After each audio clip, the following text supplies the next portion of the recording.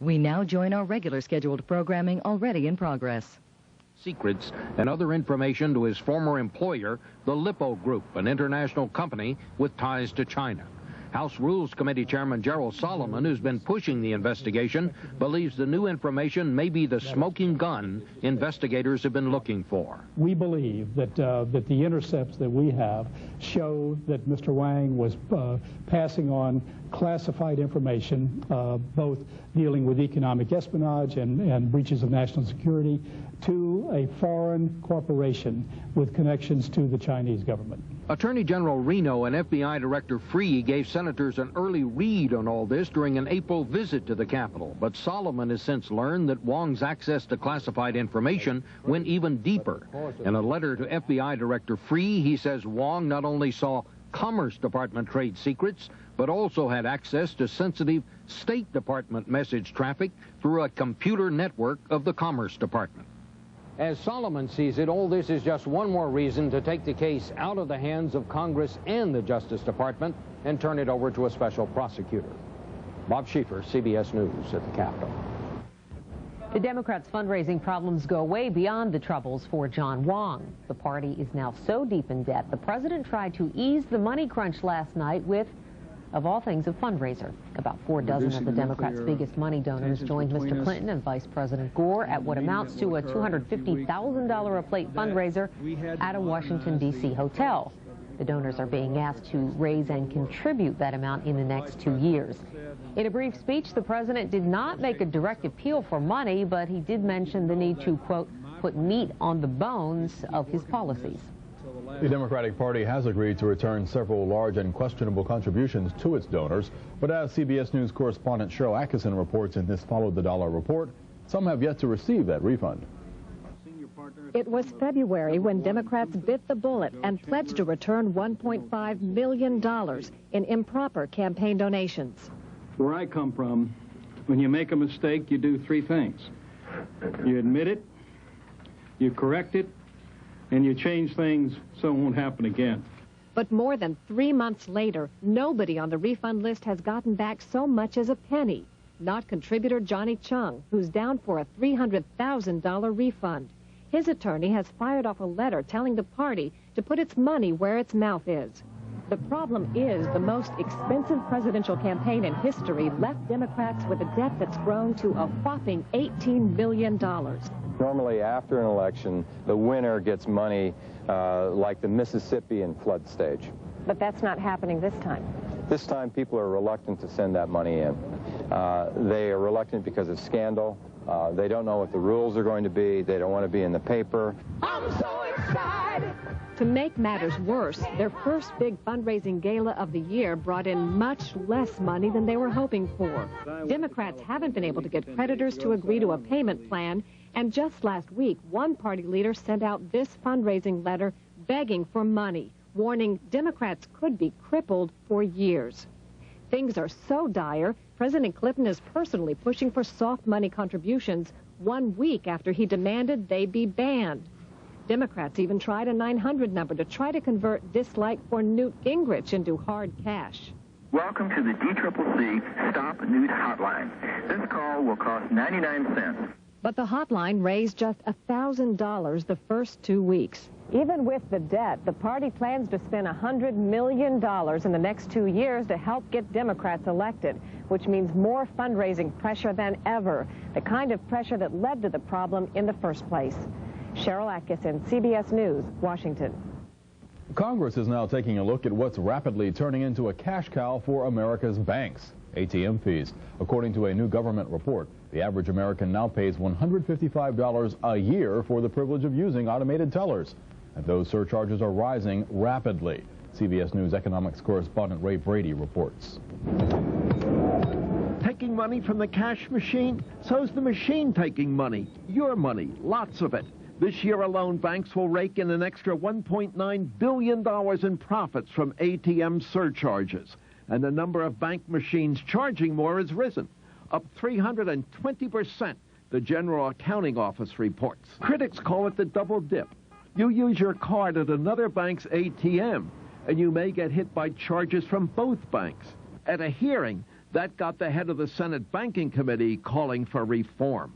A $3 fee on a $200 withdrawal may be a nuisance to some, but taking a bite of $2 or $3 out of a $20 withdrawal is outrageous. By one estimate, an ATM transaction costs the bank where you have an account from 22 to 35 cents. Use another bank, the cost rises a bit, 50 to 75 cents. Far less than the $1, $2, and even $3 charged to many consumers. Banks are making tremendous investments in ATMs because consumers have shown they like them. And they are looking to charge for some of those transactions because it's going to make it a more economical proposition for them to put them in. Maybe so, but in the wake of the Government Accounting Office report, there are signs that Congress may finally demand a definitive answer to the biggest question of all. Are these charges really justified? Ray Brady, CBS News, New York. And we're going to take a short break and return with more news. You're watching CBS News Up to the Minute.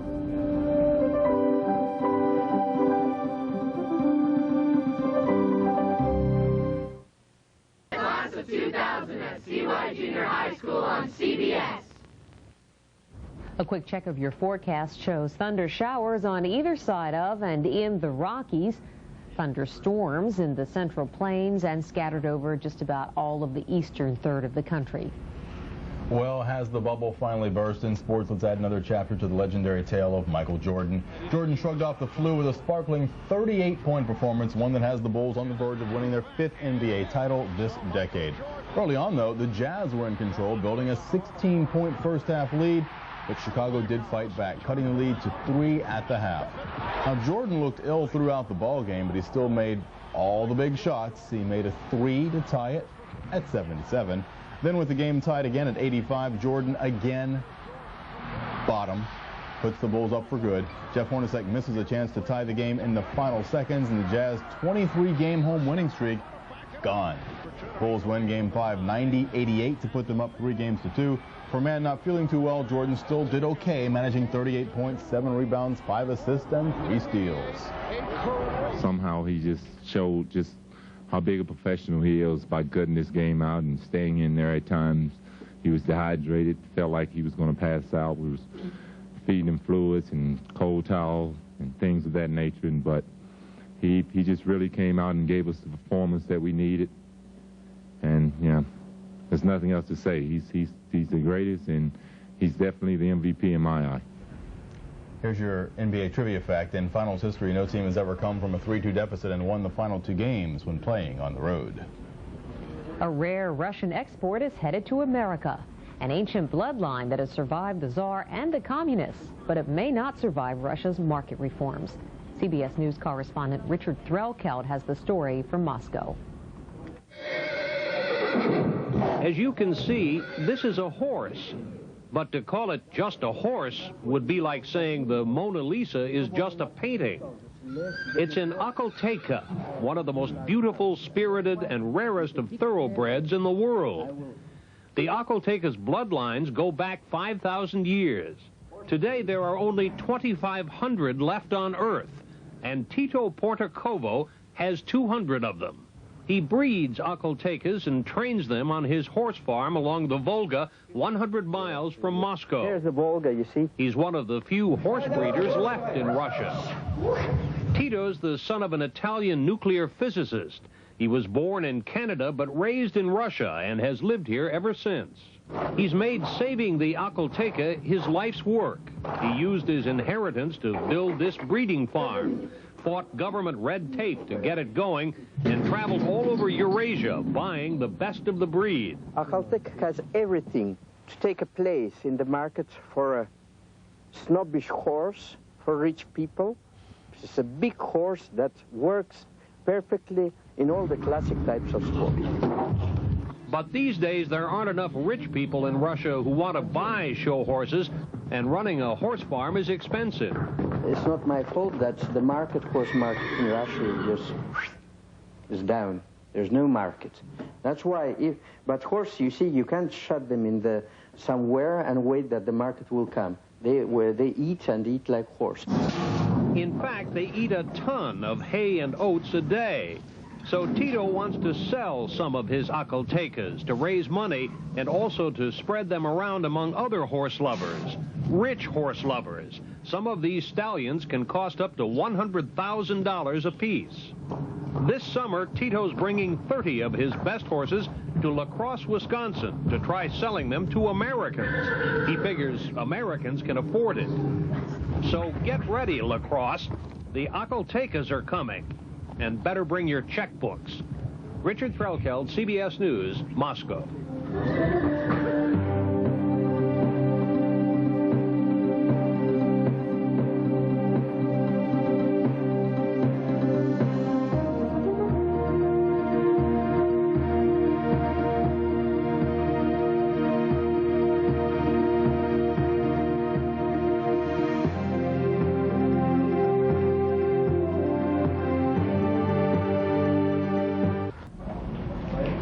Is Flag Day, and outside Boston, Massachusetts, a woman who wants to wave the Star-Spangled Banner outside her home finds herself fighting for that right.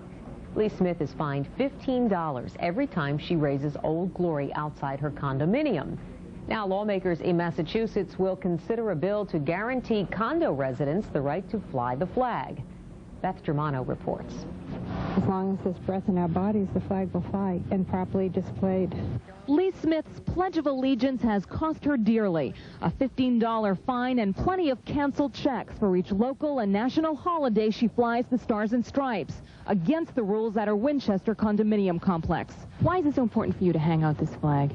Well, I'm the daughter of a veteran, niece, grandniece, granddaughter of a veteran. Aren't rules supposed to reflect logic and reason? At this condo association of manicured lawns, the rules are taken seriously by the residents. When you move in, you understand the rules and regulations and you abide by them. It's as simple as that. And here's what the bylaws say. The architectural and structural integrity of the buildings and units shall be preserved without modification. That means no signs, antennas, banners, or other devices. And these bylaws can only be amended if 75% of the owners agree. Smith has photos showing the rules have been changed for holiday decorations. And while she's been criticized for the holes her flag holder has left, the wreaths are not levitating. They were obviously held by a nail or a screw. Her cause has moved her enough to turn to state lawmakers for help in changing the rules as they apply to Old Glory. We were told if we allow you to fly your American flag, we could have 80 American flags flying on this property since there are 80 units. And I said, what a sight for sore eyes. If she feels that they won't let her do it and that's what she has to do to go about it, then good luck to her. Lee Smith says she's used the ballot box to force change. Now she's trying a different approach, believing the system works. I'm Beth Germano reporting for CBS News. Those condo associations are tough. Yeah, I'd have to move. I couldn't put up with rules like that, but that's just me. You're watching Up to the Minutes. I'm not going to say a thing.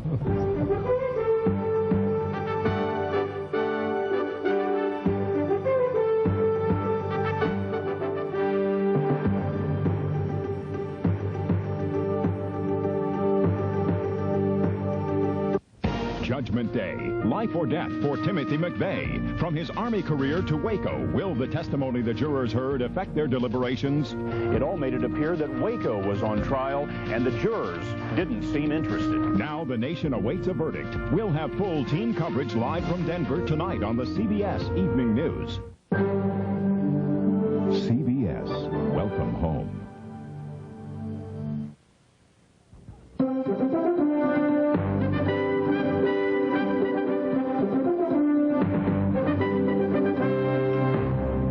Now 30 minutes past the hour. You're watching CBS News Up to the Minute. Here are today's top stories. The penalty phase of the Oklahoma City bombing trial is drawing to a close. Both sides will give closing arguments today, and then the judge will give the jury instructions before turning the case over to them. Yesterday, the panelists listened as the parents of convicted murderer Timothy McVeigh pleaded with them to spare their son's life. McVeigh wiped his eyes twice as his parents spoke. The FBI is trying to determine who is responsible for wires being cut on a Pan Am Airbus. The discovery was made yesterday just before the plane was scheduled to leave New York's Kennedy Airport for a flight to Miami. The flight was canceled. Pan Am insists the safety of the plane was not compromised. Using an automated teller machine could be more costly than you think. A congressional study has found a 320% increase in the number of double billings by ATMs for cash withdrawals in just 14 months. The chairman of the Senate Banking Committee, Alphonse D'Amato, yesterday urged reforms, calling it a new wave of anti-consumerism. Home area of Long Island. With the Democratic Party some $18 million in debt, President Clinton attended a controversial fundraiser last night in Washington. The event was packed with dozens of Democratic donors who are each expected to raise $250,000 in soft money contributions over 2 years. The president recently called for a ban on just that type of fundraising. It looks like congressional Republicans are doing an about-face on the disaster aid bill. GOP lawmakers have tentatively agreed to scrap or soften amendments that prompted the president to veto the original measure earlier this week. The U.S. Army officially closed the last MASH hospital in Korea, the very one that inspired the movie and TV series. Several actors involved in those entertainment projects were on hand for the closing ceremony. Most people fear bees and their stingers that bring pain and swelling, but for those suffering from multiple sclerosis, the insects may provide therapy. After a year-long study comes the first hard research of bee venom's medicinal value. Dr. Emily Sinea reports. Does it hurt? A little bit. What are the options? Well, I'd rather walk than worry about being hurt. The sting of the honeybee as therapy for multiple sclerosis? Researchers at Georgetown University, in a study funded by the Multiple Sclerosis Association of America, are looking at the safety of bee venom as treatment for patients with chronic progressive MS. We will examine and enroll 8 patients with a form of progressive multiple sclerosis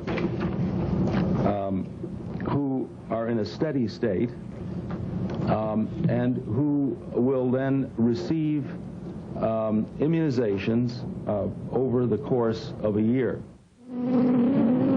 For years, MS sufferers themselves have reported that bee venom provides relief from this crippling disease, which slowly affects the nervous system, ultimately resulting in paralysis. Just 5 years ago, Pat Wagner was in a wheelchair, deteriorating rapidly. I was called a breathing corpse. I could not see. I was deaf in my right ear. My bones felt like they were made of ice. Desperate, she tried bee stings. This feeling came over me. I just had energy and I was, alert.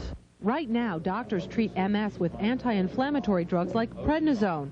But bee venom is believed to work differently and may actually give the immune system a boost to fight the disease on its own. To my friends, physicians who say, it's in your mind, maybe it is, maybe it's not. But in the meantime, I'm not taking prednisone anymore. But the researchers do not want patients to jump to the conclusion that bee venom is a cure. In fact, they say there could be serious side effects that patients need to be aware of, like dangerous allergic reactions. Their goal in this FDA-approved study is to scientifically evaluate claims that it works. Dr. Emily Sinea for CBS News, New York.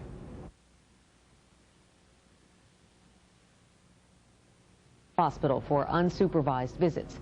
Yesterday, a pharmacist from the St. Elizabeth Mental Hospital testified at Hinckley's court hearing.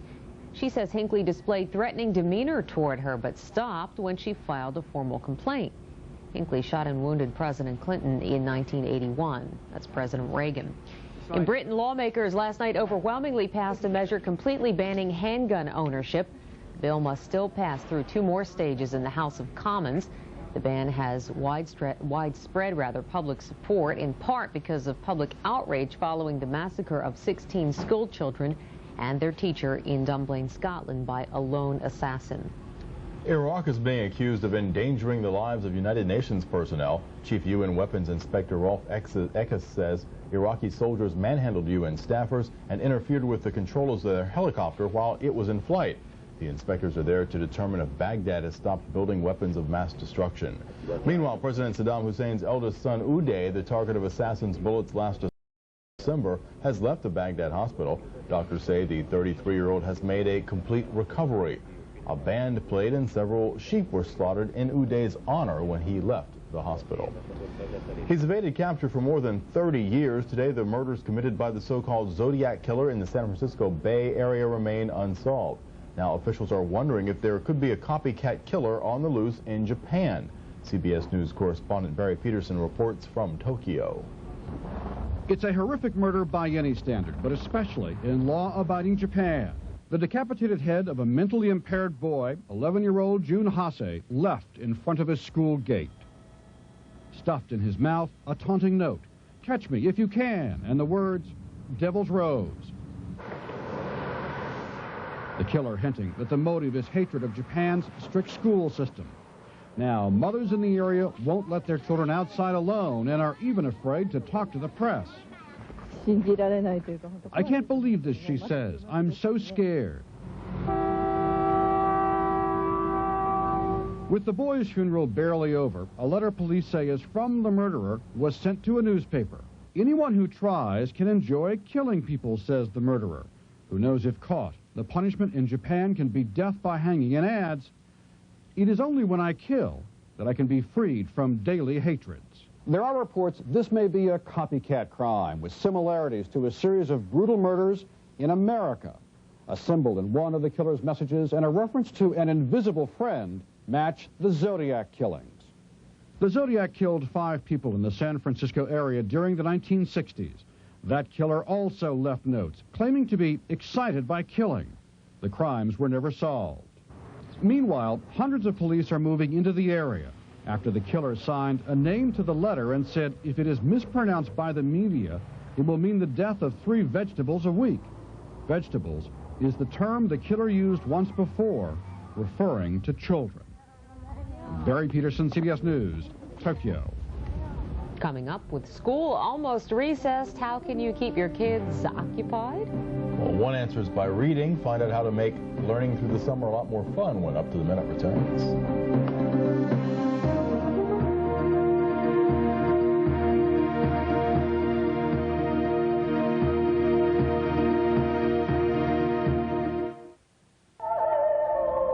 Heard any good echoes lately? This woman makes them. Find out all about the tunnel singer tomorrow on Up to the Minute.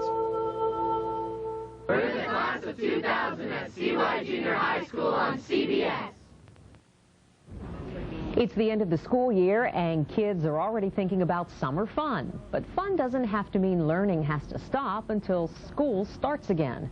Educators say it's important for children to continue reading right through the summer. And in this morning's Parenting Points, we'll show you how parents can make reading a really fun part of the lazy, hazy days of summer. William Trueheart is president of Reading is Fundamental, the nation's oldest and largest nonprofit children's literacy organization. He's in our Washington bureau this morning. In New York, Ellen Lochran. She's a Reading is Fundamental volunteer and manager of children's services at the Brooklyn Public Library. Good morning to both of you. Thank you for joining us this morning. Good morning. Thank you. Bill, why is summer reading so important? Summer reading is important because there's just a powerful amount of evidence that shows that if children don't continue to read during the summers, they actually fall behind. And there's a lot of evidence that shows that children who read during the summer actually gain in their skills. So that those children who stop reading in the summer end up at a disadvantage when the next school year begins, and it becomes a cumulative problem as they go forward. How can parents encourage their kids to read? I mean, it's summertime, they want to go outside, they want to splash around in the pool. Well, what parents have to do is make sure that they help children understand that reading is fun, and try to combine reading with fun activities. And there are lots of ways that can be done. I can give you hundreds of examples, but I'll give you a few. Thank you. If parents, one of the things that always strikes me is that we as parents often wait until children go to sleep or otherwise occupied in another room before we sit down and read for pleasure. And I would suggest that parents during the summer change those patterns and try to show children that they can read for pleasure and read with them and show them that they read for pleasure throughout the year. As parents, we forget that we're reading every day, all all day long throughout the year. And children often associate reading with just school assignments. And it's up to the parents to help them understand that reading can be a year-round activity and it can be fun. Ellen, would you like to add to that? Well, yes, I think I would just like to reinforce what Dr. Trueheart said. And I think it's very important for children to see their parents reading and reading for pleasure in the house, because then they will associate it with something pleasurable. I also think it's very important for families to read together, even if children can read to themselves. I love to be read to, and I haven't been a child for many years. Nonsense. What makes for good summer reading? Are certain books better than others? I think the parents need to talk to kids and find out what they're interested in. There are books that are a great deal of fun, and they're wonderful to read. They're wonderful to read together. But if there are some children who just are not fiction readers, and if they want to read sports books all summer, they should read sports books. If they're kids who like to work with their hands, they should read books on crafts and art. If there's some kids who are just interested in the world around them and in the people in that world, they should read biographies. But there are wonderful books for families to read together. You brought some of your favorite books with you. I did indeed. I brought Sarah Plain and Tall, which is a Newbery Award winner, which tells you that it's a very well-written book, but it's about a boy and girl in Nebraska whose father has answered an ad for a mail-order bride. And she advertised that her name was Sarah and that she was plain and tall. And they didn't care because what they wanted was a new mother. What's the next one? The next one is called One-Eyed Cat. And this is a wonderful story for families to read together because Paula Fox doesn't pull punches with her audience. She always has great respect for children. This is the story of a boy and his mother, and there's a great deal of guilt in this story, and it's also the way he develops a sense of moral responsibility for his actions. So this is the kind of book that you can read together and talk about. The third book I'd like to tell you about is Mrs. Pig Gets Cross, and this is the story of a British family of pigs